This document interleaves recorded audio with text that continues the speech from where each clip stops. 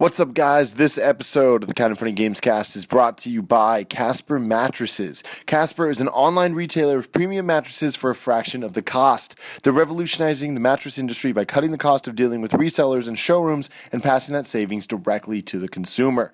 Casper combines two technologies, the springy latex foam and supportive memory foam, to create an award-winning sleep surface with just the right amount of sink and just the right amount of bounce.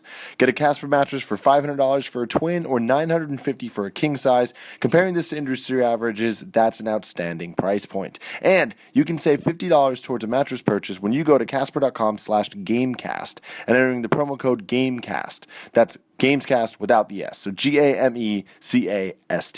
Terms and conditions apply. It's free shipping and returns to US and Canada. Again, that's casper.com/gamecast and promo code GAMECAST.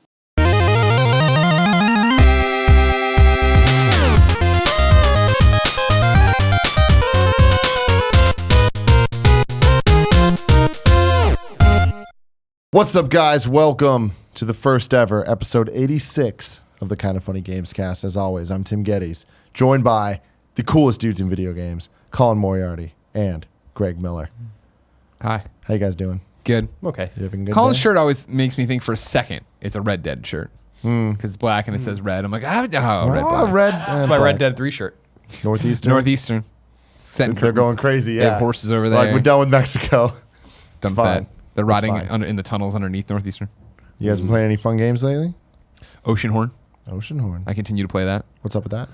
It's a Zelda knockoff. I think we were talking about it on last week's Gamescast. I played a little bit of it, played a little bit more. Super simple, super fun though. In terms of, all right, it's just totally Zelda on PlayStation 4, and it's not even when I first started. I was like, oh, it's Zelda in the way of like, I got my sword, I got my shield, isometric, whatever, top down or not top down, whatever, out.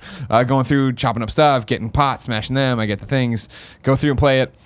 And then it was like, oh, now you got to go on this boat to another island. I got in the boat. I'm like, well, this fucking looks exactly like Wind Waker. Is there a talking dragon? Not yet. I haven't had a talking dragon yet. Not yet. No? Not yet. Okay. No. But I have been shooting a whole bunch of other people. But there's like creatures that are like totally like this guy pops out of the ground and shoots the pebble at me. And I'm like, oh, bunk, knock it right back at him. I'm like, all right, cool. Yeah. Like, but I mean, like, whatever. It's fun. I didn't realize this was a mobile game. Me neither. First. No, because we talked about it before in the last Gamescast, and then somebody was like, "Yeah, this came out to Apple TV. It's been out for years or whatever," and showed them playing with it. And when playing it, I knew it seemed simple, and it has that thing of like, you're in a new area. Here are the three challenges and stuff. That's such a mobile trope or whatever.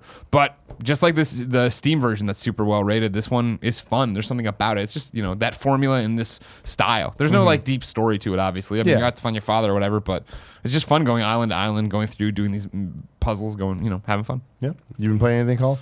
Not really. I before PAX we worked that whole week, and then PAX, and then so I've not played anything except for I got most of the way through Inside. I was getting the trophies, and then Erin wanted to play it, so I started playing it with her or whatever, and starting again. And I got so I don't know how the game ends. We're gonna get there hopefully today after work, but because I'm kind of super curious actually about what this game is all about. I got to give a shout out to this game. This game is a masterclass of design, and I'm really happy you like it. It's an absolutely brilliant game. I wouldn't expect you to. It's awesome. I think it's different than Limbo.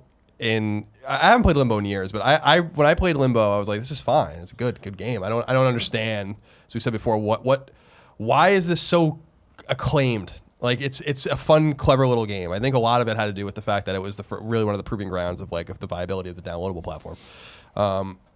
Inside is so clever, and you can tell why it took a long time to make, because obviously they're a small team. They have the money to take their time. Limbo's on everything, and they made a fucking ton of money. But I like how nothing in the game happens by chance, and nothing's coincidental in the game.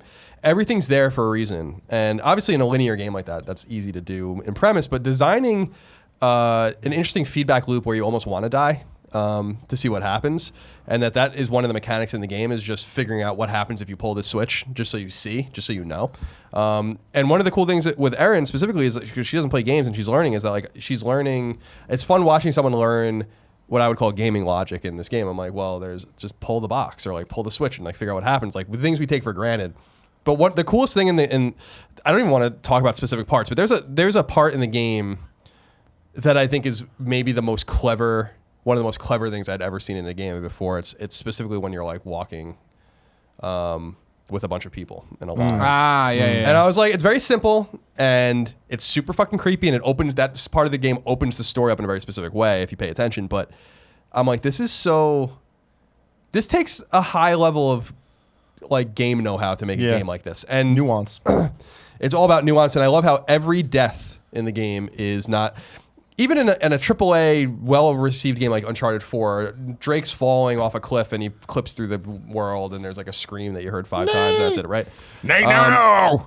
Or in Metal Gear Solid games, always love the snake or whatever, but it's like it just goes, and that's then they're like, the game over thing or whatever. But in this, like, if you die on this screen, someone animated a way for you to die on this screen from this thing. Yep. And then you move on to the next screen, and it's like there's 3 ways to die here, and each of those is like a very designed, specific way to die. It's not brutal too. Yeah, and I'm like, it's so cool. This game is really cool. There's another part of the game where you pull a switch, and if you just wait for minutes, like there's no reason to wait, but if you just wait for minutes on end, you see these guys pull out a machine, and like it literally takes probably like 2 minutes. They eventually like wheel out this thing and then turn it on, and then it eventually just finds you. So like you can leave the game just sitting there for like 5 minutes, and then eventually it'll kill you. And so I was. Not knowing how it ends and all that kind of stuff, I think the story's super intriguing. I have no idea. She and I keep talking like, what do you think's happening? I'm like, I really don't know. Like, I really have no idea. Like, what? I can't wait to talk to you about. I have this no next assumption of what it even is, and I just think it's an absolute masterclass in game design. Like, this is exactly what I'm talking about when I say like the answers to our problems in gaming do not come from necessarily power of the machine, but from fucking clever minds that work within the confines of what we already have. And this game doesn't have to even need a PS4 and Xbox One to run. And they might have to draw back the graphics or whatever. It wouldn't make the game any less awesome. So I just want to give a shout out to Playdead, because I think it's a really, really, really fucking cool game. Yes. This is the Kind of Funny Gamescast. Every week we get together to talk about our love for video games and all things relating to them. You can get it on patreon.com/kindoffunnygames, or you can get it for free on youtube.com/kindoffunnygames as we break it out. If you want to do that, you should subscribe. That'd be really appreciated. Or go to iTunes and search for us. We're also an audio podcast. You can subscribe there. That would help us out too. We'd like that. If you would like to adorn yourself with beautiful, beautiful Kind of Funny goods, you can go to kindoffunny.com/store, where we have a new hoodie that I cannot wait to see everybody wear. I know. I think that we might have invented the new Twitch hoodie. You know, everyone wants the purple Twitch hoodie. Now we got the blue Kind of Funny hoodie. Well, this has been the most annoying thing about. I mean, there's many annoying things about Andy Cortez from Rooster Teeth, but one of the most one is that I feel like, remember when we were at Rooster Teeth that one time and Emily showed us, hey, this is your blue hoodie. We're like, oh great, it didn't have anything on it yet. It was just when they were prototyping it.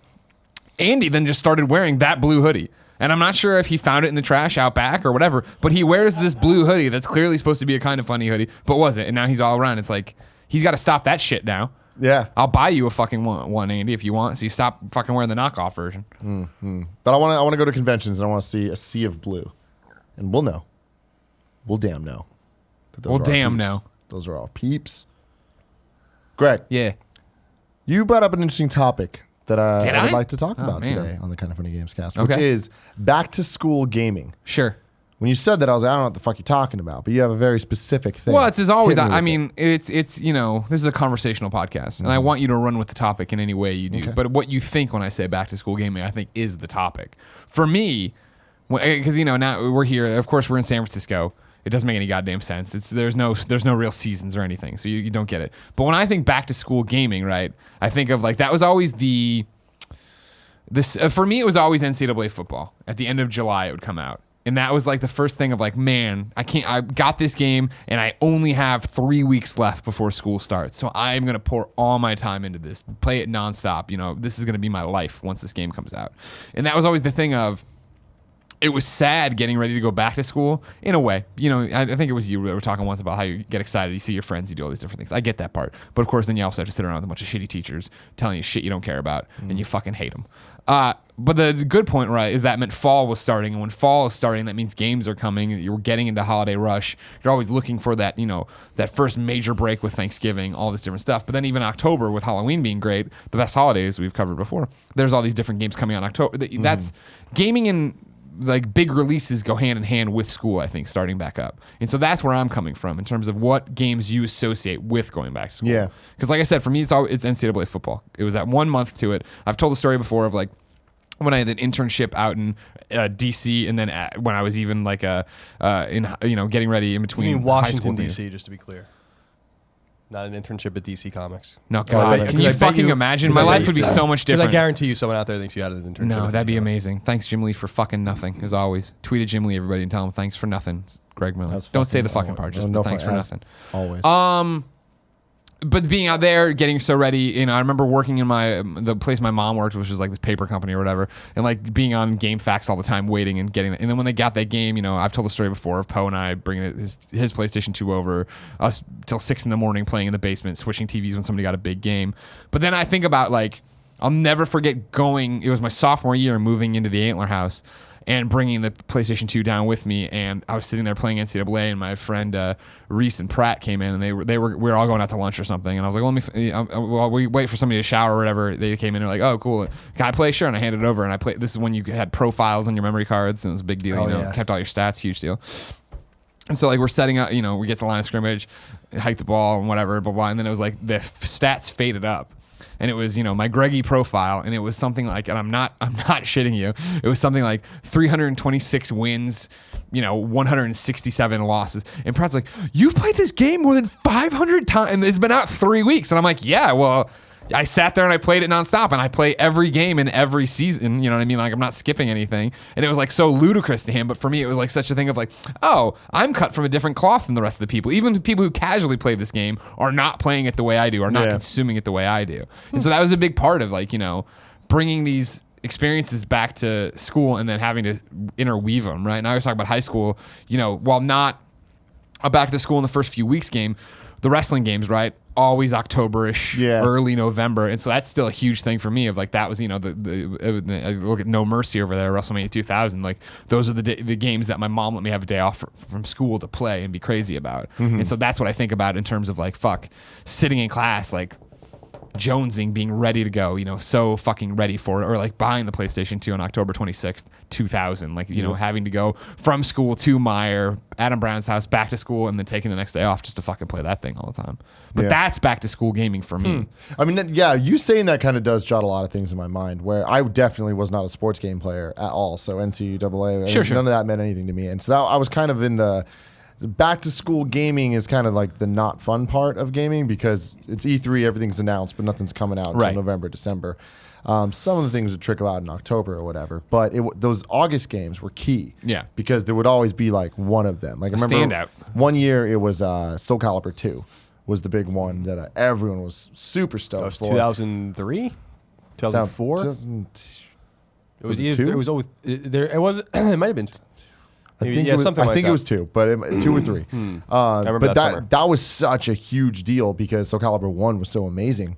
But Soul Calibur 2, the 3 different versions, either getting Heihachi on PS2, which no one gave a shit about, Spawn on Xbox, which was random, Link, but homie. awesome, or Link in the GameCube version, which obviously was superior. That was so fucking awesome. I was so stoked on that. So cool. So fucking cool. But yeah, that game was so necessary at the time because we'd kind of had a drought for a while. And we'd been playing Melee forever, but having a new kind of fighting game, especially one with Link and one that felt like that was a fun multiplayer experience. That was something where for at least a couple months, all my friends were coming over and we were taking turns facing off against each other. And then it was either that same year, the year after that, there was F-Zero GX that came out. And man, that might be one of the most underrated games of last two generations. It's the last F-Zero game, right? Of the last on console. Yeah, I mean, there was one after that on GBA, Maximum Velocity, I think. But the GBA games are great, but GX was such a good game, and it definitely pushed the GameCube in a ridiculous way in terms of speed, in terms of colors and lights and everything, and the controls, and that game was just ahead of its time. And I wish it would come out on a modern system. If that was on PS4, that would just be mind blowing because it was so hard. The career mode in that game is just it's fucked up how hard it is, but it was fun. And whenever you accomplish something, it felt good. But the multiplayer was it's different than Mario Kart. In the Mario Kart, there's all these items, all these ways to fuck around. But in F-Zero, it's skill based. Yeah. You playing through, you mastering the drift system and that, the moment that you and your friend are both equal in drifting, that's when shit just gets real, because it's just it's anyone's match every single time. Who's gonna make the one But mistake? Who's gonna make the one mistake? Yep. You have to have that perfect thing. And I think it was Port Town is the map, where it's like this giant drift around the thing. And if you mess that up, if you didn't do it perfectly, you lost. And to me, that is kind of the back to school. What are you doing? How Kevin? is he getting worse at switching the camera? Tim was in the middle of a monologue and he switched to me and Colin. Don't fear the wide, Kevin. Don't fear the wide. Don't fear Overuse the wide shot. Always. Yeah, only switch when we're like going on at the monologue. It's the monologues. I know, but Greg was giving a look, so I switched to him. It's not true. I didn't give the look until I saw that it was on us for no fucking reason. Anyway, so besides F-Zero, like it was also the September and October games and getting excited Yeah. for those. Because even though I wasn't playing the games, like that was where my mind was at. That was the thing with like NCAA and Madden to an extent. I rarely played Madden, right? But that was the first, like you're talking about, of the domino of like, okay, the games people care about are starting to come. Like it's going to be a thing now. And Yeah. from here on out, it's just going to speed up. And that was back when I was super into Dance Dance Revolution. So those were September games. So DDR Max 1, DDR Max 2, DDR Extreme, bless you. Thank you. Those are DDR bless you. Yeah, these were the year after year, and those were September games. And I was so excited for those, and like the new, like what new songs are going to be in it, and like all that stuff. Where's Butterfly? And it never came. But then Tony Crazy Hawk's, Town's Butterfly? No. Come, my not lady. Crazy Town's. Come, my lady. You're my butterfly. But then the Tony Hawk's Pro Skater games, eventually Thug games. Those Yeah. were also early October games, and I was every year. That was like my number one thing I was most anticipating. And so eventually we'd get that. And then once you get into November, it's just like November, December were just too Oh good yeah, to us. it was just raining Too on good you, to raining us. games on you. Yeah. Yeah. What do you call? So early on, I don't really remember because I feel like back in the NES and SNES day, I wasn't really getting games when they came out necessarily. So I get random games at random times. Yeah. During the PS1 era and N64 era, I guess like Ocarina of Time reminds me of back to school. Like because I basically tethering that to this fall gaming. Because I kind of agree, it just reminds me of the fall. So not necessarily August or September, but really something like November or October. That game reminds me of like the holiday season, kind of generally in 1998. I love the shit out of that game, and played it with Mike Pope. Mike Pope, what up? Mega Man Legends reminds me of that time. Tales of Destiny reminds me of that time. Let's see, what else? I guess like the year after I graduated, right when I was going to Northeastern, back to school, was Onimusha 2 and Mario Sunshine, which we talked about in the past. Oh, you're right. Yeah, that was August. I got both those the same day. And so I feel like, so I have these like little touchstones. I mean, even Symphony of the Night, Final Fantasy 7. So like games that I played, I played Final Fantasy 7 in, I guess, 8th grade while going back to school. That's when I got my PS1 around then, maybe a little earlier. So it's kind of hard to think back. It's like 20 years ago. So yeah, those kind of games. Mega Man Legends specifically reminds me of that era because I got it for my birthday, which was in October, and my brother came home from Philadelphia and gave it to me. So yeah, and Tales of Destiny, same thing. I got it for my birthday. Like birthday games, I guess generally will remind me of that too. Same thing with records and stuff like that I listen to. So yeah, and then of course the touchstones every year were I used to play Madden every year, so Madden was that, and NHL games. Which typically come out in September, so that's an August game and a September game. So yeah, I think those are the games that remind me of that, but more. And I loved that feeling of like bringing an instruction manual or a strategy guide to school and like pouring over it and just being so excited to get home to play and get your homework done. Tales of Destiny specifically, I was obsessed with that game, and then it's kind of like end of school kind of games too. Like on the other end of that, like Lunar Silver Star Story or something like that. Like that was like a game that reminds me of like finishing a grade. So. Yeah, I remember for you bringing strategy guides in or being so obsessed to get home. I remember the build up to, I want to say, somebody can correct me if I'm wrong. No, that wouldn't make sense. Rocket Robot on Wheels? No, I'm thinking maybe it was SmackDown 2. Maybe it was Just Bring It. But wherever they introduced like create a pay-per-view and all that stuff, when they really went crazy with the creative, I remember having these loose leaf sheets I would do where I was like booking this entire thing, this entire fucking run of how I wanted this to go, and then I was going to go home and create those pay-per-views and then create those matches and have them play out the way I wanted them to play out to proliferate these feuds between Owen Hart and whoever. It's like fucking crazy. Kids are weird, man. Like I remember when Pokemon Gold and Silver was looming and it wasn't going to come out in America, if I remember correctly, until like March or so. It was early, or late in the year before, and it was out in Japan. I had no understanding of how that all worked. I was like a second grader. But then my friend told me where I can buy Pokemon Gold and Silver. So I'm like, fuck yeah, I'm doing this. So my dad brought me to this place. We bought it. I had no idea it was Japanese. Booted up, and I'm like, what the hell? There's no, like, I can barely read English. Like, how the hell am I going to do this?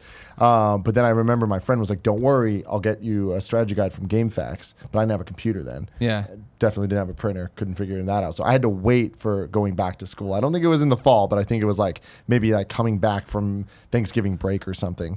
And I was so excited because I was trying my best to figure it out. And eventually I learned what symbols meant Pokeball and what symbols meant fight and what symbols meant what I assumed was tackle and bubble beam and whatever. Yeah. But then I got to school and this kid gave me this like printed out, like probably That's awesome. like You came through. 200 pieces of paper walking through the entire game. And I would just refer to that and like try to figure out what meant what, which I'm pretty impressed with myself. I beat that game, like completely beat that game, which I'm an idiot and I'm even more of an idiot back then. Yeah. So You're one of them dumb kids. I'm one of them dumb kids. No, that was a similar thing for me where I forget, I can never remember. It wasn't Fire Pro, but there was an N64 wrestling game in Japan that was supposed to be the most amazing thing ever, where like, you know, you could reverse out of finishers and like spit the green mist into people's faces and land and have these entrances and all this stuff. And I remember being like, all right, fine, I'm in, I'm getting it. And I sent away for it and it came. I got it and it wouldn't fit in the N64 and I was like, oh, I looked on like the shitty ass, slow ass internet, the 28K PBS or whatever. I'm looking in get on there and it was like, okay, cool. All right. Like I do remember that EGM had written an article about how to mod your N64, take off the shell, go in there and remove this thing and you could play carts from around the world. But so then I went back and I'm like, I think it's in this issue, EGM. No, this issue, no. And then I took every EGM off the shelf and went cover to cover. Couldn't find this article. Had to email EGM, who responded back to me that it was like a 1UP, like this is like when they just started 1UP, or maybe not even just started 1UP, they were doing something else. Oh, yeah. Maybe it was in like that Extreme sister Gamer. that gamer thing, that gamer mag they had. I don't know, it was something weird that they hit me up and like, this is where you find it. So I finally at this point just bought the adapter to put that in there, and then I went to school and printed the GameFAQs giant fucking strategy guide and came back and I'm like, what the fuck am I doing? Such different times. Yeah. Again, I'm so lucky that Pokemon Gold, it was gold, worked on my Game Boy. I didn't know about region locking at all. Like I would have been so heartbroken if I popped that game in and it wouldn't even work. Yeah. Ugh, it's a good time. What store did you go to? Was it like some weird bootlegger? I have no idea what the name of the store was. We referred to it as the Beanie Baby store, not to be confused with Cards and Comics Central. Okay. So Cards and Comics Central was where we bought our Pokemon cards. Yeah. Then there was this kind of like real shady place across the street that sold Beanie Babies and Pokemon cards and a bunch of other things that I don't like, swords and shit. And it's like, all right. So my mom and dad would just bring me in and just be like, don't look at all the other stuff. Just look at the Pokemon you stuff. look through that glass thing. You're just looking at all the cards and like each card's ridiculously expensive. And I'm like, I know. I've read Wizards of the Coast magazine. I know the shit ain't worth that. Yeah. But anyways, the Pokemon was cheap though. I remember I got it for like $25. Damn. All yeah. right. So shout out to you, Beanie Baby store. Shout out to you. Rest in peace. Oh yeah. Topic 2. This topic comes from our friend Will Powers over at Deep Silver. Yeah. He says, or he tweeted something that I thought You're was just really, stealing his tweet. I'm just stealing his Gotcha. tweet, which I told him I was gonna. Yeah. I thought it was a very interesting question. He says, what makes a game worth $60 to you? Replayability? Fun factor? Hours of gameplay? Multiplayer? Graphics? Each one of those has a question mark. I thought it was a good discussion because looking through those things, I think all of those can justify the $60, except for the graphics. Graphics is the one that I was like, So the I don't order. know if that makes it. The order wasn't justified being a $60 game to you. Oh, yeah, no. Yeah. But then I thought about it a bit more, and I'm like, well, if a game is kind of a graphical showpiece, I don't want to hate on it. That if that was the design of it, like something like a Gran Turismo 3, for example, I would have bought that game back in the day more as a show-off piece than as me being interested in the gameplay. You know? So I don't know. What do you guys think? I think it's a mix of everything, right? I think it's like a skill tree or whatever, like when you look at the RPG and you see it all pulled out in the different ways, like in Persona. I don't know if one of them justifies it alone. You know what I mean? I guess fun factor sure could. I feel like for us, or me, I should speak for myself, multiplayer is the super rare one, but it's worked before. Like I thought, well, it didn't, I guess. I was going to say Titanfall, but Titanfall was fun as well, right? And it was pretty. Like there's different things there. I mean, it was a multiplayer only game, but it wasn't just that. If it didn't fail, it's not like it. I don't know if I can think of a game that succeeds at one of those and fails at everything else. And you're like, Sure. well, whatever. I mean, Yeah. maybe for me personally, like, no, I mean, I would say DC Universe Online, right? But it had the fun that I liked. It wasn't pretty graphically, but it had multiplayer that I liked too, and didn't shove it down my throat for the most part until you got to rating at the end. But I think that's the thing, is I think it's a mix, right? This is like a recipe where you're putting different things in. But that's very accurate. But what if you take each part of it, right, and look at it? Are those parts worth the $60? Because I think that it is the combination of all the things. But I think that the replayability of something like Overwatch makes it worth $60. Sure. You know? Or if you look at the fun factor, I agree with there too. Hours of gameplay, yes. Multiplayer, for that game, sure, right? Like all those fit into it. But any single one of those, I'd say make that game worth it. A fun factor for me, everything we just went through, I think would be paramount in terms of like what I'm gonna like, what I think my money's worth, right? Replayability is great. Don't get me wrong, that's on there, it's on the list. But for me, I want to have fun every moment I'm playing it. Length of time, I don't think matters to me. We talk about this with Journey all the time. Not that Journey was fun, but Journey is an amazing game. That is short. Gone Home is an amazing game. That is short. I would have paid more for Gone Home. Mm-hmm. I mean, that's the whole thing. I got my press review code for Gone Home and liked it so much I bought it for multiple people online because I wanted everyone to play it and I wanted them to get money. Mm-hmm. And that's the thing where it's like, I think for me, it's fun factor is what I'm going to put above everything else. Yeah, I agree. I think fun factor is the most important. And then hours of gameplay and replayability, I think, are almost interchangeable in the sense that like they go hand in hand of how much you're playing the game. Like, sure, but replaying can be taken multiple ways. And that's the thing where I think hours of gameplay, all right, it's a 90-hour RPG, right? Is different than it's Overwatch where you're going to play it over and over and over again, or there's a reason, or even if it's a Uncharted that I know I'm going to go back 3 times to platinum or whatever. Like that's replayability versus hours of how long a game is. Yeah. Ooh. In that case, I might take the hours of gameplay out of my like that's necessary. Like that makes it worth $60. Sure. I think that the more like your enjoyment out of how long you play it, the replayability is the more important thing. What about you, Cole? I don't know. I think there are things that are relevant that aren't on this list. I think the two that come to mind is like the stickiness of the game and the resonance of the game. So like, how long does a game stay with you? And that might correlate with replayability. That might correlate with hours played. But it's more along the lines of like how much do you want to play it, as opposed to how much are you going to or can you play it. I think that's a relevant point. And then the resonance, like how much does it stay with you and stick with you and like and occupy your mind share? Journey's worth way more than we paid for it, and I really believe that because I think it's such a resonant experience that if you told someone to check boxes on the back of a box should have Journey been retail release, which it was, and it was like 90 minutes long and you really don't have to play it again and all that kind of stuff, that would turn people off. But that the resonance of that is it eclipses all of those things that we might look at as shortcomings in the game. So, and this is what I've gone into in the past where I think we have to there needs to be a more exploratory nature in terms of pricing of games. I do think games can and should probably cost more than $60 sometimes, and I think that games often need to not cost $60. I think games that people are paying $60 for sometimes are not $60 games. So I think it can go both ways. Like, and I've used The Witcher 3 as an example of a game that probably because of its sheer amount of content and because of the thought put into it and because of its pretty graphics and because of its voice acting and its story, that's like that. Why isn't that an $80 or $100 game? And I know that some people like scoff and are drawn back by that, but I'm like, are you not getting your money's worth? Mm-hmm. You know, like so. So I think it has to go both ways, and I would explore that. So I think that the $60, first of all, the $60 game model, I think is kind of that model will only persist as long as retail stores exist. Once that, and we might end up paying $70 just like we used to. I mean, a lot of people don't even know probably because a lot of people are newer to games or they're younger. Like we used to pay $50 for games. Before that, we would often pay between $40 and $80 or $100 for games, depending on cartridge, depending on how big the chips were. So we're in a good spot with $60 games now because $60 games are extremely cheap compared to the games we grew up with, like extremely cheap, the cheapest that they've been ever. In fact, and I did a piece on IGN a long time ago called The Real Cost of Gaming. People can go check that out where I did all the math on how much games actually cost and that games today are actually cheaper than they've ever been. But I feel like games could get even cheaper and I think games can get even more expensive. But I think the thing it's the intangibles that matter the most. I don't think you can look into it and be like, are graphics no, graphics are definitely not most important. Are gameplay very important? But I think that goes to the stickiness. Mm-hmm. Hours played and replayability, sure, that's important. I think that goes to the resonance. You know? So I think it's these more intangible terms that you have to use. And I think it's going to change because if you say, well, the 20-hour point of this game is a reason why this is worth $60, and then I can just push you another game, then I'm like, well, this game's 20 hours. Why doesn't it matter here?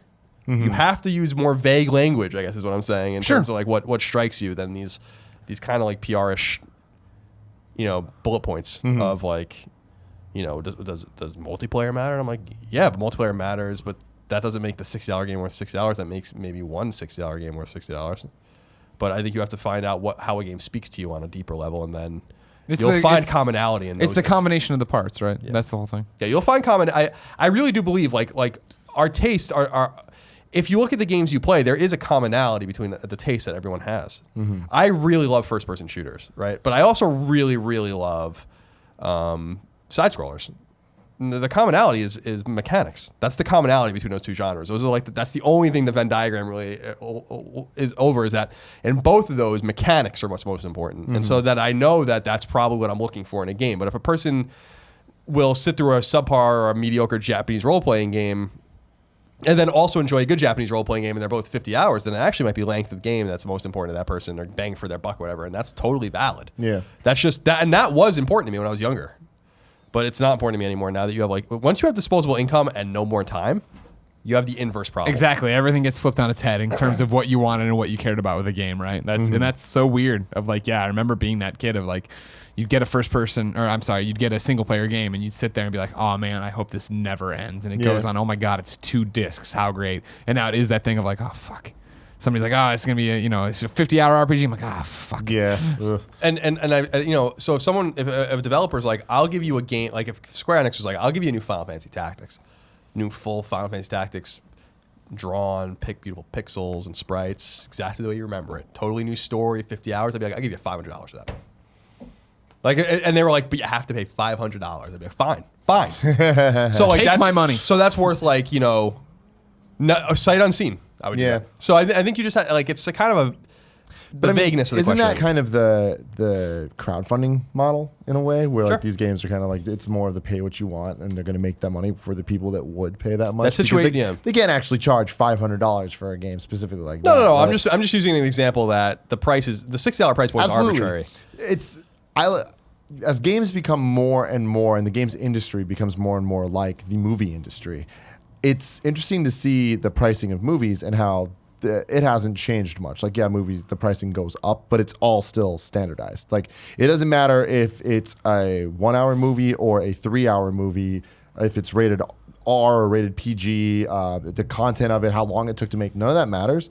It is still going to cost you $17 to see that movie. There's not cheaper movies. I mean, I guess there's like matinee and stuff like that, but that's more based on or like the secondary theaters that get like the shit that's kicked out, the theaters and stuff like that. Those are different. That's those are sales compared to like actual I agree pricing. So we're in video games, we're seeing this where you can buy a Journey for $20 or $15 or whatever it is, and there is the 60s just kind of the standard that people can go to.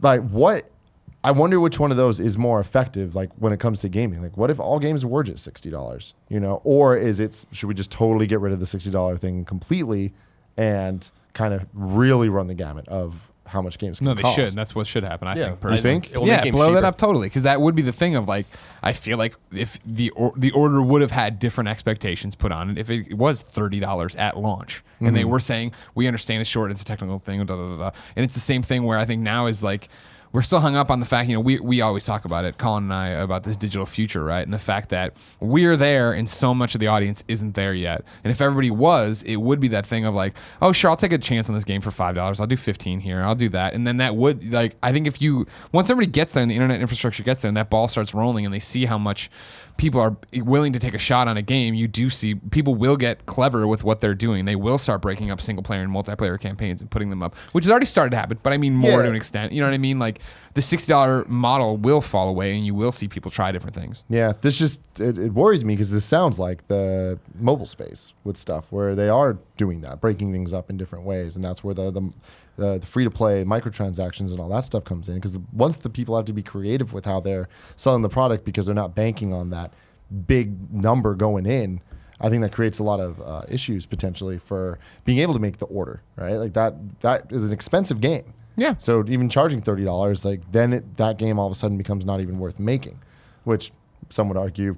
Well, I mean, that's It's the fine. thing, right? It's like it does become the risk and reward now of like, okay, cool. Like we believe in our game enough to put it out at $60 because we are saying something about it. And the moment we fuck you over on that decision, as in the gamers as a whole look at it and say, no, that was not worth $60, then they start to question every other game we put out and every other thing we produce and what, Ready at Dawn in this scenario would do next. Yeah. How that does get reflected. I mean, we've seen that even last year with Star Wars Battlefront, where the big calamity was that like this game's not worth $60, and it's up to people to put their money where their mouth is when it comes to the sequels and the future of the franchise or whatever, or EA games in general. But the reason they're saying that game's not worth $60 is because they're not getting everything they expect from games in the past. Like when you start looking at all these things, it's like, oh, it's just multiplayer. Yep. The flip side of this is there's no single player. There isn't that the hours of gameplay or whatever and all that. So it's like it just gets hard because we don't exist in an ecosystem where Battlefront could have been, or I think even should have been, $30. Yeah, I think that like the point that's lost at the top end of like the AAA sphere is that there's no competition, there's no market competition there. Like everyone, they compete with each other for the same price. They're not allowed to. So they're competing for They're competing for mind share and market share based on artistic merit or the quality of the game, which is great and that makes sense. But there could be another front of the war, which is to compete on a market level, which is to say like, and I've said this before, EA or Ubisoft saying like our games are $49.99 now.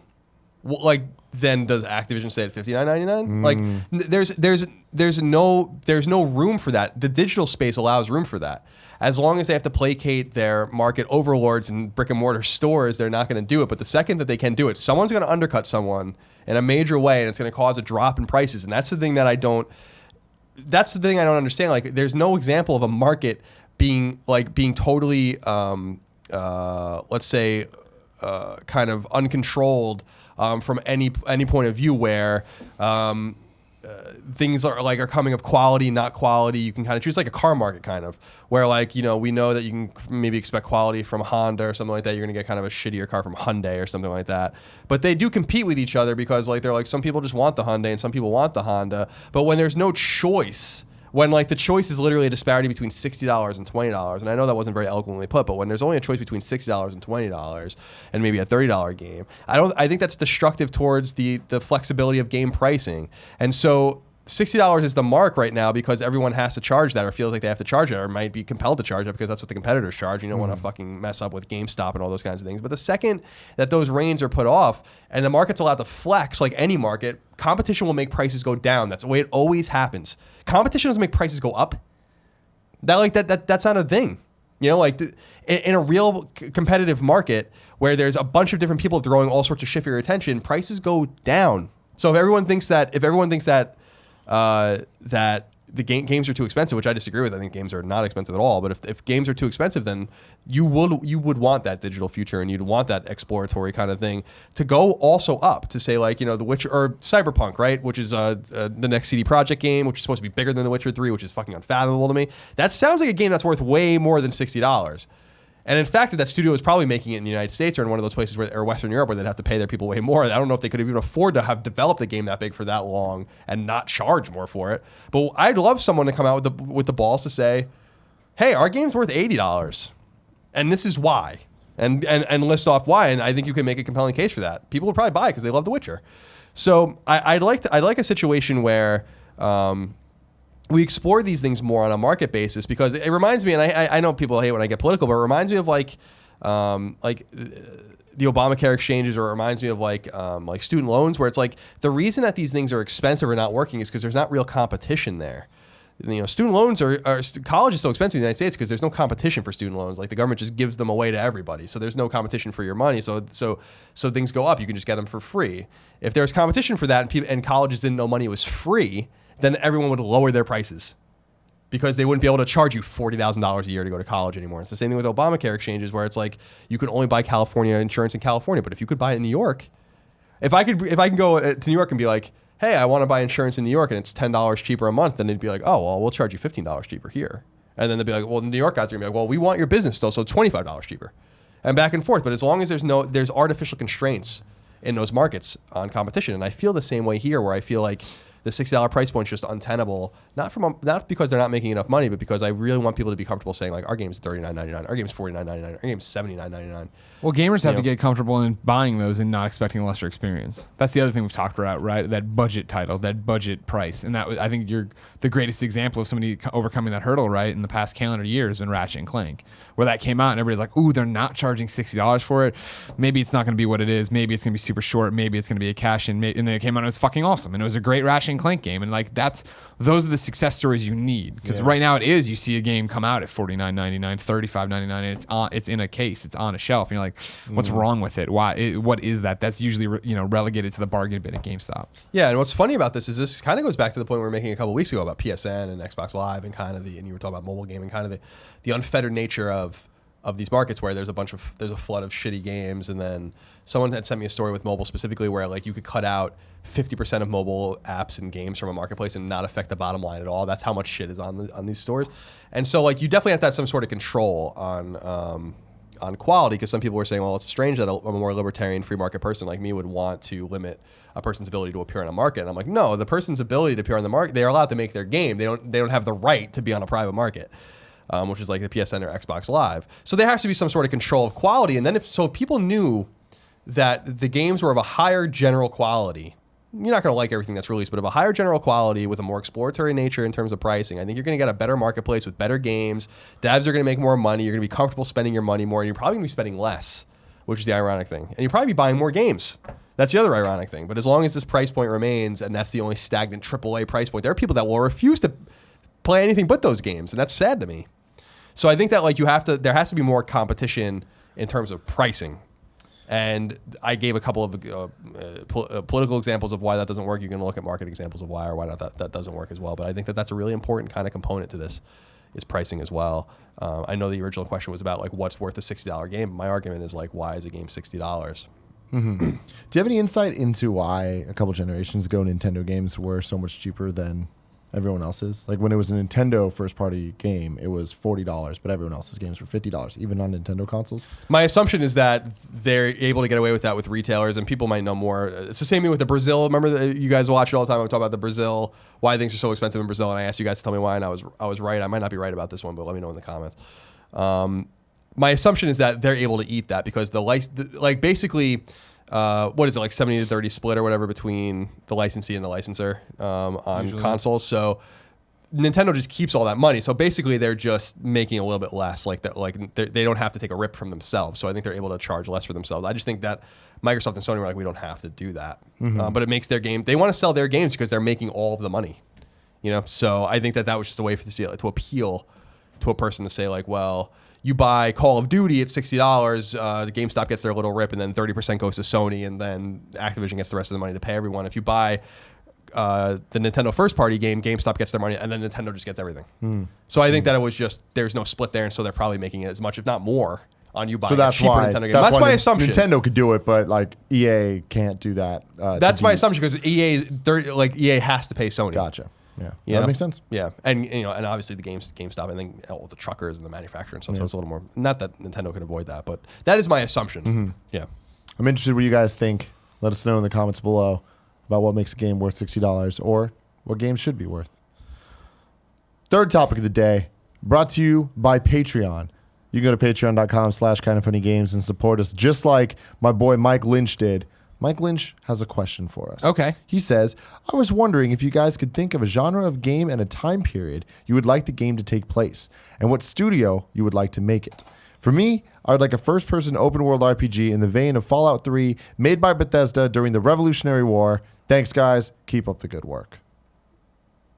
The one game that I thought deeply about making, and I wouldn't make it, but I mean, like if I were to make a game, this was when we were at IGN, was a strategy role-playing game / economic game set in the Revolution that was on that I wanted on DS. And I think it's funny because there was I don't know if it ever came out. I don't know what happened to it. I remember being at IGN and reaching out to these guys. There was a Kickstarted game that was like a Japanese role-playing game style title set in the American Revolution, and it looked fucking awesome. And they would not return my emails. Like I don't know if it's because I worked at IGN or what it was, but I wanted to like talk to them about their game. I think the American Revolution, I agree with them, is a place rife for good storytelling. We got a little bit of an Assassin's Creed 3, which I think that from a presentational standpoint, they fucking nailed it. but I always thought a mildly supernatural, so not quite Final Fantasy Tactics, not overt magic use and crazy creatures and stuff, but like some sort of like kind of supernatural grid-based, turn-based strategy role-playing game set in the Revolutionary War you play with the Patriots and the Rebels, or the Patriots rather, and the Redcoats. I think would be fucking awesome. It'd be totally awesome, but like some weird mysticism in there that would allow it to be more fun than shooting just a musket you have to reload for 45 seconds, which would, is the reason why you can't have a first-person shooter in that era, for instance. So I agree with him. I think that would be a great time to explore. I think that would be a compelling time to explore, especially now. And it's probably done on PC a little bit, but we don't see that in the console space at all. I can't think of one game that took place in the American Revolution other than Assassin's Creed 3 on console. I could be wrong, but I'm sure maybe it exists, but I can't think of it. So, third person action adventure. I'm giving this to Sucker Punch. I'm giving Sucker Punch this. Okay. So think Infamous, right? And I'm gonna stick with superheroes. I'd want it to be in the 30s, 40s, New York / Metropolis, whatever. But that style of superhero game in that genre, and we'll just say Superman. It's Golden Age Superman, right? So he can't fly; he's just leaping over tall buildings in a single bound. But the buildings look awesome. It's in New York. We've got those fucking suits with the huge shoulder pads and the press hat and all this other stuff. And it was hey, talkies like that, So Dateline, New York, blah blah blah, like that kind of shit going on. But like a throwback to the 30s, 40s, or even Roaring 20s if we want to get weird with it and go, you know what I mean? But like that kind of world to exist in, and like.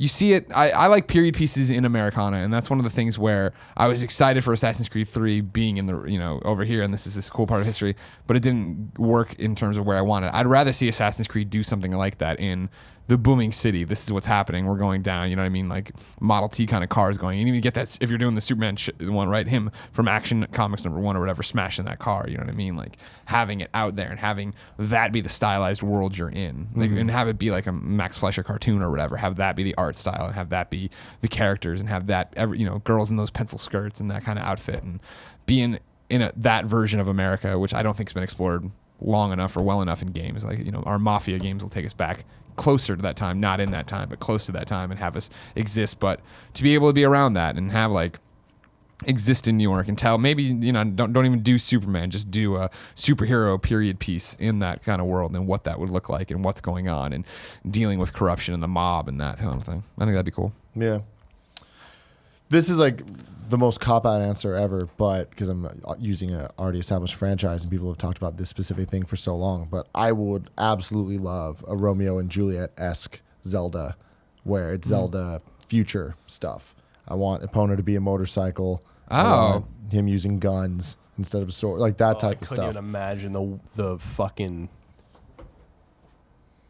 It's Kid Icarus, sorry. I can't imagine... I couldn't imagine the fucking furor if they ever did something like that. I would love it. I think that'd be awesome. That sounds awesome, but man, people would lose it if they did that to Zelda. They would lose their minds. Whatever. I'm like, I think it'd be super cool. I think it would be cool too. And totally. I think that it would allow them to really update things and give us the same thing that we know and love, the same type of gameplay and the same type of adventure and feel, but kind of just give it a different tone. And I think that Zelda with a different tone could go a very long way. I don't want futuristic shit. I want it to be kind of set in present. Okay. Right? But like a dark present. So, or a dark present and a light present. Like that's the thing is Zelda gives you the room to, most of the best Zeldas have the kind of dichotomy between the same world and whether it's the past and future or dark side, light side, whatever it is. I think that if you ran with that, there's so much things you can update in cool little clever ways that most are just, stupid little nods and like, oh, I see what you did there. Things. But I think that that would kind of shift everything enough to really get me super interested. I think that the Zelda that we're getting now is a really good kind of step back to move forward. Like it's kind of like going back to the beginning to then push ahead. But I think something like I'm talking about would just be more of like a alternate universe thing. And this doesn't need to be like I'd like it to be mainline in the sense of this is a real Zelda, we're putting Zelda, whatever. But it doesn't need to be like in the storyline or whatever. It can be completely non-canon. When you started in, I thought you were going to say feudal Japan, Assassin's Creed. The one that people have been banging the drum for forever, Assassin's Creed with samurais and stuff. Yeah, that's good too. Yeah. Or an Onimusha game in Paris would be cool. Just a new Onimusha game generally would be nice. They can put it on the fucking moon for all I care at this point. I just Gen Reno in there. I can't believe I don't even want to get down this road again. Like, it's so annoying to me that we haven't had a game. It's been 10 years. Yeah, it's upsetting. Dawn of Dreams came out, right? That was what it was called in 2006. I remember. It might have even been 2005. I think it was 5. Yeah, fall 2005. I think you're right. So it's been over 10 years. I don't know what the fuck they're thinking with that. The new Zelda game. It sounds cool. I mean, just speaking generally on the NX Zelda too. Like I was thinking about it recently. I'm like, I'm kind of stoked about this game. Like it's strange. Like I remember when we played it at E3, I'm like, this is strange. This doesn't even feel like Zelda at all. It's way more mechanically complicated than any Zelda game I've ever played in my life, which is cool. Like it looks fun. Like I was like, yeah, I'm gonna buy an NX as long as they don't fuck it up. I'm gonna put that analog stick below the face buttons where it belongs. Then other than that, I'm stoked about it. So just as an aside, since you brought up Zelda, I was thinking about that recently. The game looks fucking cool. No, that's what I keep going back to, and the fact that we have a flight on Sunday, and fuck, it'd be nice to play Zelda on that flight. Just sit there, have a full-fledged game that isn't my visual novels that I'm getting on my Vita over and over again. Well, speaking of that, though, another game that I thought would be really cool would be an RPG set in American high school. We get a lot of Japanese high school settings and stuff, but I would love a real RPG set in America, early 2000s. So when I was in high school, sure, that's what I want. I just want, because like that's why you're excited for Y2K. Playing Emily is that looks awesome. But playing Emily is Away, like I love that idea. Yeah, and, like, if they took that but actually fleshed it out and made RPG out of it, I think that there's so much you can do there. Gameplay mechanics involving downloading music and making mixtapes for girls, and like really getting into it. Dude, that does sound. You got to play Saturday Morning RPG, like. That game it's on Vita, right? It's on Vita. It's on PS4. It's on PlayStation 4 too. Okay. You should. It's exactly what you're describing. All right, let me get into like that. And a lot of it takes place in school, but like it's more 80s ish, so it's not quite like the era you want. I like but the gameplay of making mixtapes. But the mechanics are cool. Like you have a bunch of different weapons that are like based. Like you can have a ruler or like a compass that you would draw circles with, and like they all have different rules and stuff attached to them. A compass. A compass? It's that. No, I need a compass. A compass. Like a computer. But remember, so like you should look at that game. Is really cool. You should look into that game. Yeah, it's a really neat game. I think and it's 5 episodes. You can beat each one in like a few hours. Not even. It's really cool. Very cool. Let's both play it on our flight. I'm down. Another idea I've had for a long time, and it's just Transformers, but if you took the Transformers IP out of it, I don't feel like we've ever gotten a really, really good, fun mech game that's not overly complicated. Zone of the Enders is close for what I'm talking about, but even that, it ended up being either a bit too convoluted in the controls, or in like number 2, went a little too far down the anime hole, which is the other thing of like we haven't gotten a mech game that I feel like doesn't either do that as well.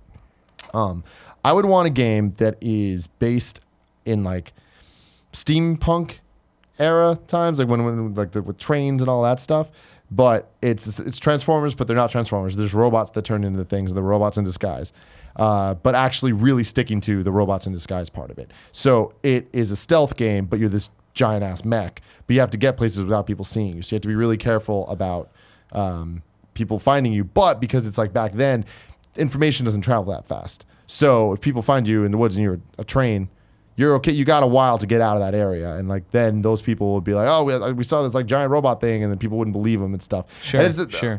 I haven't thought too much about this. There's trains going through the woods with no tracks. But like with the trains or cars or like planes, what they were back then and all that stuff. So I think that it could be cool, but it's stealth based, and it's more about like these alien creatures that transform into things, but like they're trying to escape. I don't know what, but I think it'd be fun. I think that there's a lot to be had there, and like we don't get too many games in that world. Recently what was the game you were playing? The SteamWorld Dig. Oh, SteamWorld Dig. And then there was the other one, SteamWorld Heist or whatever. Yeah, those are cool. But I'm talking a bit more. I have not played Heist yet. It's supposed to be excellent, but I have not played it yet.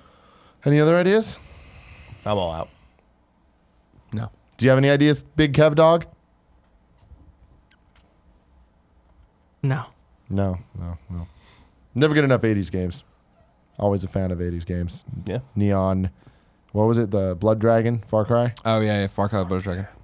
That type of stuff's awesome. Yeah, it'll be interesting to see with like the success of Stranger Things. I'm not gonna say the stupid one. I want to make fun of Stranger Things, and then Oxenfree.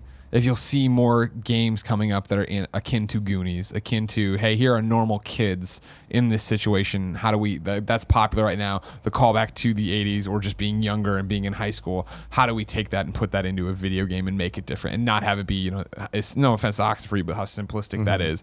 What if you did do it and you did an RPG about it? You did do a class-based thing where you're moving around and doing this. I think Life is Strange also kind of falls into that category. Cool. The final topic of the day, as always, brought to you by you over on the Kind of Funny forums. You can go to kindoffunny.com/Gamescast topic. Is this Leave not your an, topic? Is there a Steven Insler shout out on this one? No, it wasn't on the calendar. Is it just because we haven't updated the Patreon We pages? might not have updated it. I- Shout out to Steven Insler for once again. I'll go check the page. I'll supporting go us. check the page You right know now. what? I'm sure he did. I'll give him a bonus one Yeah, if he it's didn't. fine. He deserves it. Yeah, I was gonna he say deserves you it. get Thank a you. shout out for free. just in Unless his wife finally, went in and canceled the credit cards now that he died 14 months ago. Shout out to Steven Insler for supporting us so much here on the Kind of Funny Gamescast. You are the the homie. coolest dude in the entire world. If you want to be a cool dude, you can go to patreon.com/kindoffunnygames, blah, blah, blah. Metroid. Nice. There you go. It took you a while to warm up to this thing because I was waiting for this is kind of cool. No, it is great. is kinda cool. Well, I try not to stare at the camera too much, or the screen rather. And then when I see something I saw the enemy from Kid Icarus, I was Yeah, like, okay, what is that? really cool. Definitely check out Orioto's work. It is fantastic. I There's a feel link so in the bad because description. we hide so much of it, I should say. I know, well, that's the this thing just is- looks like a cliff. But I know, over but there. if you want to go see more, you can go check out the link in the description. And it's a great time. There it is, everybody. There it is. Metroid. Samus himself. Metroid himself. Samus himself. All right. He's just a blur. First question I'm fingering Metroid. comes from Justin G. What are your best Sega Dreamcast memories and stories? Because on the day that we're recording this, it's the 17th birthday Oh, wow. of the Dreamcast. 9999. Never forget. Fucking Dreamcast, man. I loved the Dreamcast. I had my brother's best friend PJ had a Dreamcast from Japan before it came out in the States, and so I messed around a lot with him, and then it compelled me to get one of my own. 99.99. I remember that date very well. It was the same day as the VMAs that year. I remember because that was also like a 99.99 advertisement for it or whatever. The Dreamcast was special, and I think really ahead of its time. I'm no Sega fan, but that console gave me a couple solid years of a lot of entertainment. I bought a lot of Dreamcast games, and I played it a lot. It was the first console I went online with and played with people online, and I played NBA 2K pretty much exclusively online. Crazy Taxi and Soul Calibur and a few others, Power Stone. These were pivotal seminal games of their time. And the Dreamcast just came out at a strange time. The PS1 was still going very strong. N64 still had games coming out for it. This was Dreamcast came out in between Ocarina of Time and Majora's Mask. It came out before or right around before Final Fantasy 9 came out. So this was around a time when these other consoles were still going strong, and we already knew PS2 was coming. So it was doomed to fail. I think I kind of feel like everyone knew that. We knew PS2 was coming 2000. We knew that it was gonna have a DVD player in it. We knew all these things. I think that PS2 was clearly going to murder it. I just didn't think that it was going to be as bad and as bloody as it was. And by April 2001, it was discontinued. So it didn't have this long life in the States. But I bought the shit out of I had a lot of Dreamcast games. I really liked that console, and I think the controller was great. I think the Really? Yeah. I think because I love the VMU. I thought it was a lot of clever shit going on in that console that was maybe not ergonomic, but super ahead of its time. It came out so quickly after Saturn. People didn't believe in Sega anymore. Sega kind of started to suck. It had Seaman, though. At did have Seaman, which Seaman. my friend Cody was obsessed with. I mean, my memory is that I was a Sega kid. I was Master System, Genesis, Game Gear, Saturn. And Saturn's the one that broke me. And where I was like, I fucking burn that place down and salt the earth. I'll never support them again. And so when Dreamcast came out, my Dreamcast memory is our high school was across the street from Target. And so when I had time to kill after classes or whatever, I'd go across to Target and play fucking Crazy Taxi demo there. And I remember talking to Mike O'Brien in study hall. I'm like, I'm thinking about getting a Dreamcast. He's like, dude, the PlayStation 2 is out in like, it was like 99 days or whatever. And he's like, you're going to get that. Just wait, just get that. You're going to be fine. Just get that. And he was right. And so like, I never bought a Dreamcast. None of my friends bought Dreamcasts. I didn't even see a Dreamcast, somebody playing it in reality until freshman year of college when my friend Nick Reese was sitting there and he was playing, I think, NBA 2K, whatever it had been. He was still playing that over and over and over again, playing online against somebody. I was like, oh, cool. Like, I'm glad somebody's playing this fucking thing. You know what I mean? And that was it. That was it until I got to IGN and they had those CD books that were just filled with Dreamcast games, and everybody always wanted to play Choo Choo Rocket at lunch. Yeah. Yeah. Oh, Choo Choo Rocket. That was a game. I'm trying to just find the information because I don't want to misspeak, but I think it's true. Let me see. Where is it? Yeah. So fewer than 10 million units sold, which I knew. I thought it was more closer to 10 million. It's actually closer to 9 million units. So a complete commercial failure. For context, Wii U sold more and Vita sold more than Dreamcast. So but also not on the market for a very long time. Came out in 1998, I want to say, in Japan, and then 99, obviously, in the West.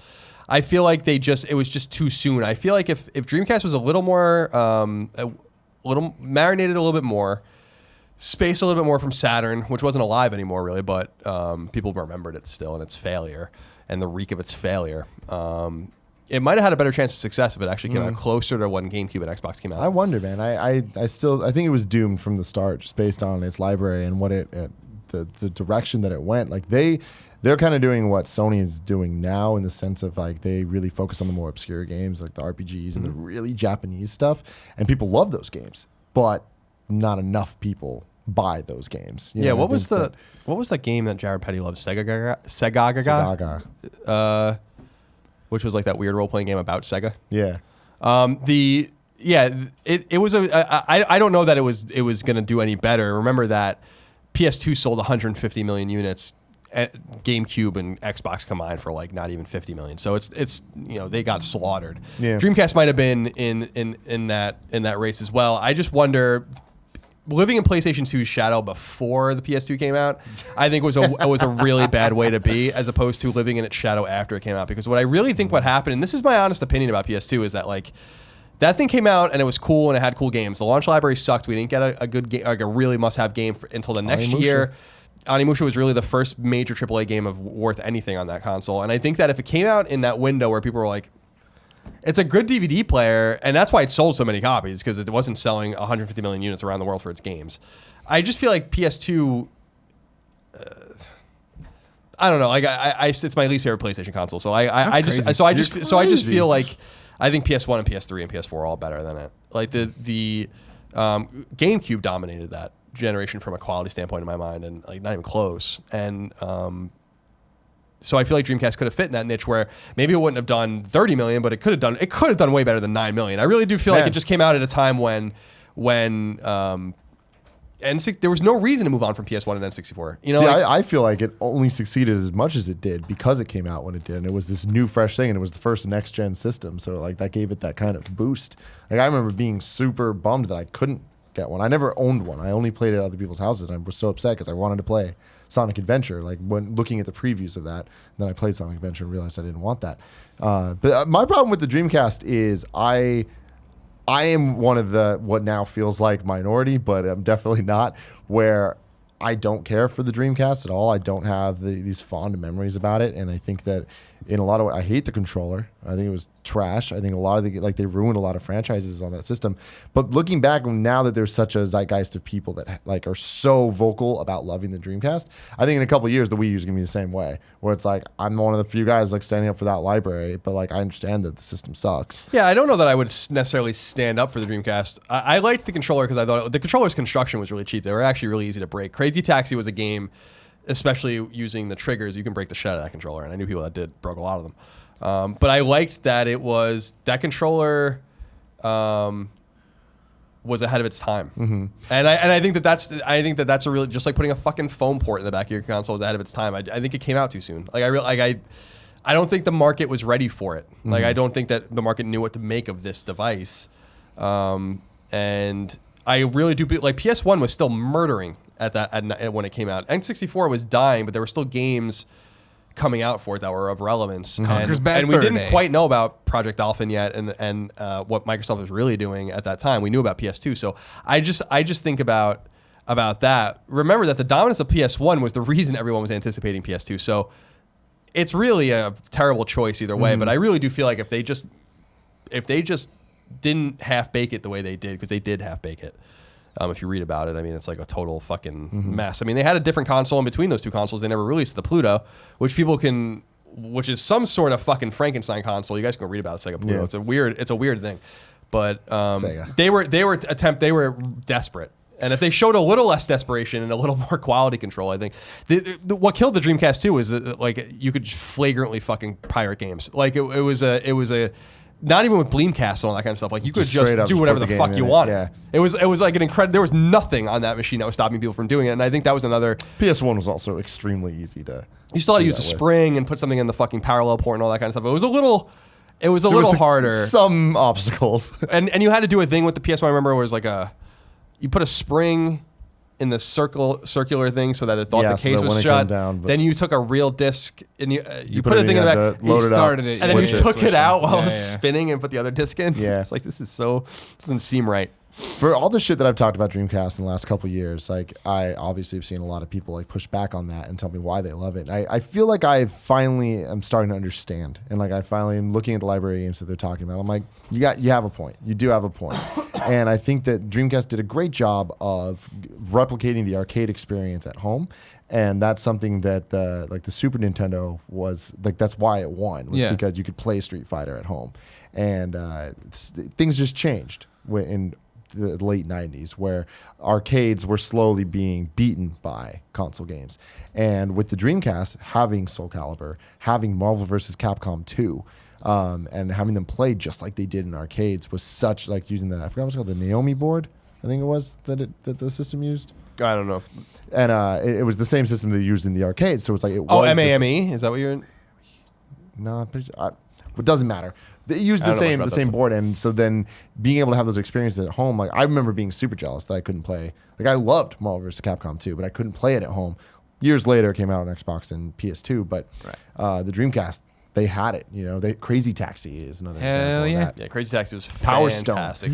These are all arcade games that they translated perfectly to the console, and so like when you look at it I'm looking at having had a PS2, having been able to play those games later, playing those games in arcades, whatever. But it's like if I'd had a Dreamcast since day one and I had all those games as they were coming out, I think I'd look back at it a little bit differently. More fondly. I judge it mainly on the Sonic Adventure games, which to me are an insult to Sonic. A spat in your face. And then a lot of other games that I didn't get into or play, like Shenmue does nothing for me, but I respect it. It does a lot for a lot of other people. So Yeah, Shenmue was an important game to a lot of people. There was a lot of Skies of Arcadia. There was a lot Skies of of Arcade, but then again, I see that to me as a GameCube game. Yeah, that came to GameCube, and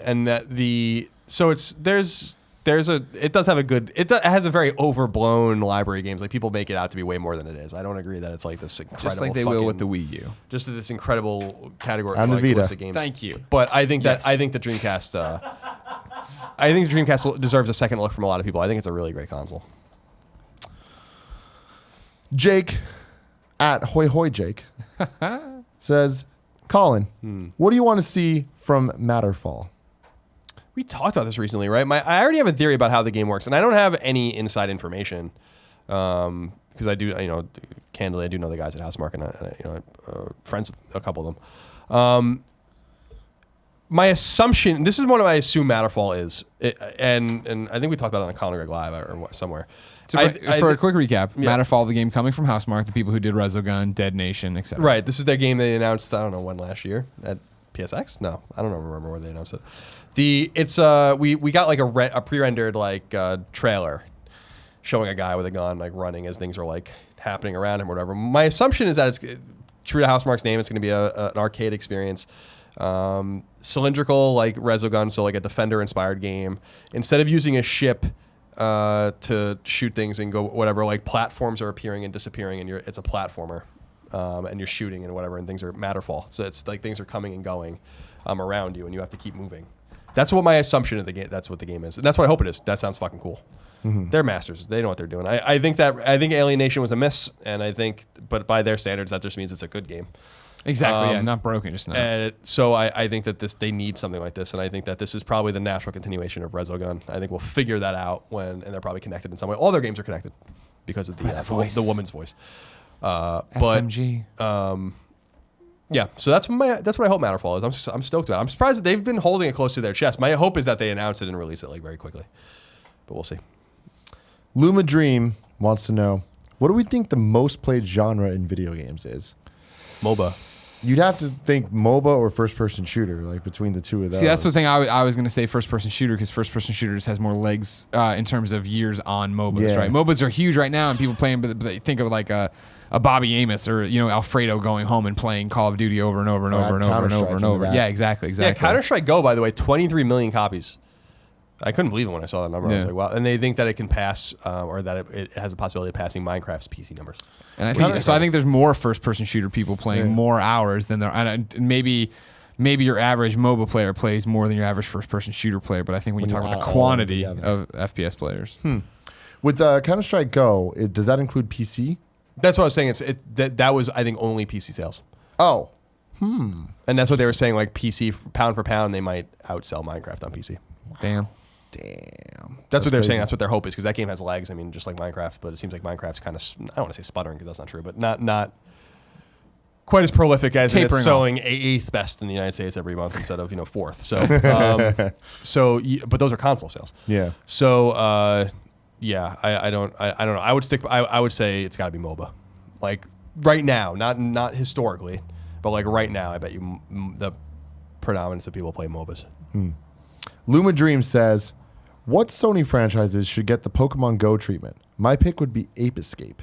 Jesus. I mean, Invisimals is the obvious Invisimals one, already there, and it was but y'all slept on Invisimals. You didn't help it on the PSP or the Vita. So that's what's so funny is that Invisimals actually is literally doing what Pokemon Go does now, but I'd never give a flying fuck about Invisimals, so I didn't even. Well, because it wasn't easy, right? It was boot it up, do this, buy the camera, have your little fucking card to throw down, so you can do that shit or whatever. Like nothing. Yeah, I didn't even, when people were sending those screenshots around, I'm like, I didn't even know that Invisimals was doing this. I didn't even know. Oh, really? Yeah, I was like, I don't care. I remember being so stoked, not for Invisimals, Jack but for DeVries. the Yu-Gi-Oh game that was going to bring us, and then it never brought us. I kept assigning Jack DeVries Invisimals reviews for IGN PlayStation. That's hilarious because he loved it. Yeah, I don't know. Sony is going to aggressively apparently get involved in mobile gaming now. Now that they've released mobile games, we had an Uncharted game and a Sly game. The Uncharted game was awesome, by the way. It was in between travel and Gamescast, so we like doubled up on it, but it was fantastic. It was essentially Square Enix Montreal game, so it was like Deus Ex. Oh, nice. Deus Ex Go and Lara Croft Go, but with Uncharted, which is like, all right, cool, even better. Yeah, I bet there's got to be something. Highly recommended. For a mobile game, there's got to be some Sackboy thing you can do. If Sackboy, again, we talk about, has relevance outside of Little Big Planet, people do care about him as a little character mascot and toys and Toys R Us. Like, there's got to be something. Somebody over there is scratching their beard, drinking some. Hey, he had a mobile game too, right? Wasn't it Run Sackboy Run or something? Yeah, Sackboy Run, yeah. Him bringing up Ape Escape, I feel like that could be fun. Not necessary, but fun. Not necessary for sure, yeah. Do you guys like Ape Escape? Yeah, Ape Escape was fine. I mean, I think it got a little long in the tooth, but I like Spike and All-Stars especially. So. Oh, okay. He was my dude. He was awesome. Your dude? He was great. Yeah. Another one that, I mean, for real, for a mobile game for them to make, not in the Pokemon Go thing, but Buzz. They still that Buzz trivia franchise. That studio shut down. Yeah, but I don't think I don't think it needs to be as nearly as complicated, right? It's just a trivia game you play and you sync up with your friends there and stuff. Because think about it, every time we're at not every time, but how many times I've been at a bar or whatever and you see people playing that thing where they put the card against their head. Yeah. Just make it super simple trivia where you all Bluetooth in and you're all playing and Buzz is there doing his little shit. Hey, I'm Buzz. Final question comes from KBW, aka 47. Do the Game Awards really matter at the end of the day? Do you guys think that it doesn't need to exist?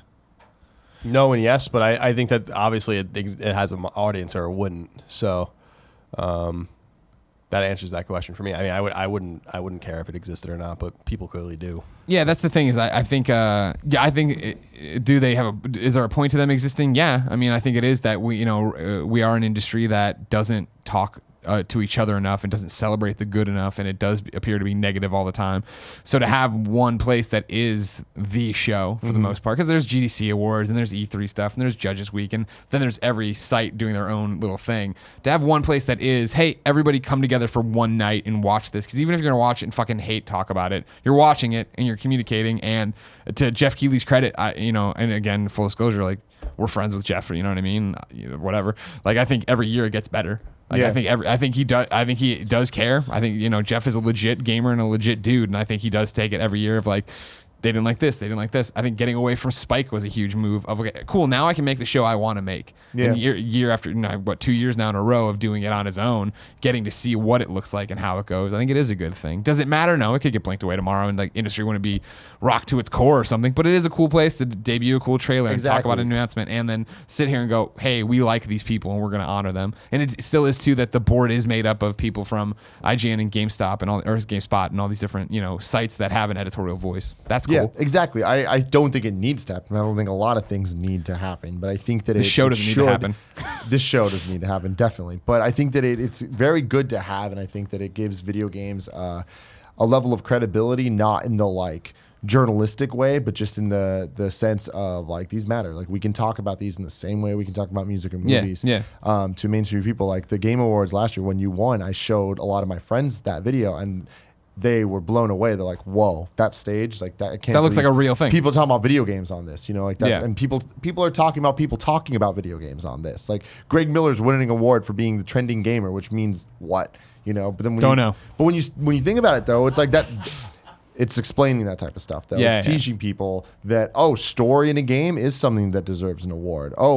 Soundtrack is something that video games have, and it's like. Feel like we all know that, Right? But it's about the people that don't, and I think that for the us's out there, they give us trailers. Like Game Awards has been fantastic about debuting stuff. Last of Us debuted there, and it's like, where else is it going to? That Batman Telltale game announcement there. Like Game Awards now are like, that's something I'm looking forward to at the end of the year because we get announcements out of that. Yeah. There's very few things every year now that we get a whole bunch of announcements and where you're expecting surprises. The only other thing is E3. Yeah. Besides that, it's like Gamescom, TGS, PSX, all the conferences, of which now there's one every single month. You can kind of expect what we're going to get from all of those. Yeah. But the Game Awards, you're expecting some big reveal. You're expecting Nintendo to be there. You're expecting Kojima to do something.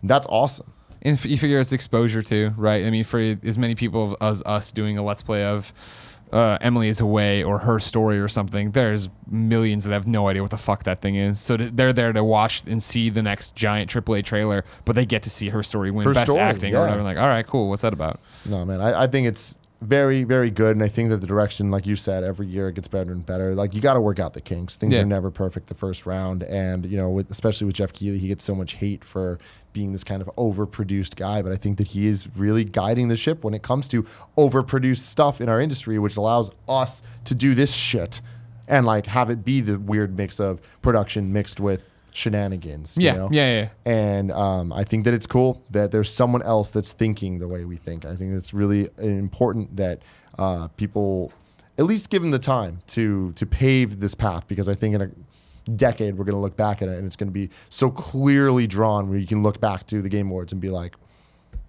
that was the template. That's where we started from. The template, yeah. Ladies and gentlemen, thank you very much for joining us again on this beautiful episode 86 of the Kind of Funny Gamescast. Thank you guys. I felt good about this one. Until next time.